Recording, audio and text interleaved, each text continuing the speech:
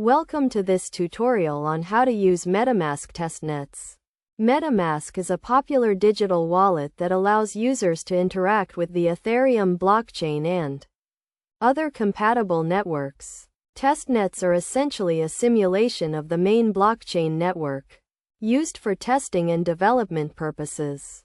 First, you need to install the MetaMask extension on your browser or mobile device. Once installed, click on the MetaMask icon and select Add Network. In the search bar, type in the name of the testnet you want to use, such as Ropson or Sepolia. Select the testnet and click Add. Next, you need to obtain Test Ether, which is the cryptocurrency used on the testnet. You can do this by visiting a testnet faucet, which is a website that dispenses free Test Ether. Some popular testnet faucets include the Ropson faucet and the Sepolia faucet. Simply enter your wallet address and follow the instructions to receive Test Ether. Now that you have Test Ether, you can start interacting with the testnet.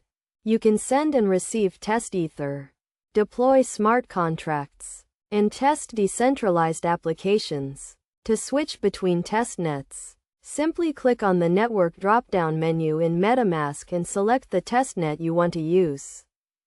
Best practices when using testnets include always verifying the authenticity of testnet faucets and never using your mainnet wallet on a testnet. Additionally, be aware that testnets are subject to change and may not always be stable, so be prepared for potential issues. In conclusion, using MetaMask testnets is a straightforward process that allows developers and testers to simulate real-world scenarios on the Ethereum blockchain. By following these steps and best practices, you can efficiently test and deploy your decentralized applications on the testnet, ensuring a smooth transition to the mainnet when you are ready.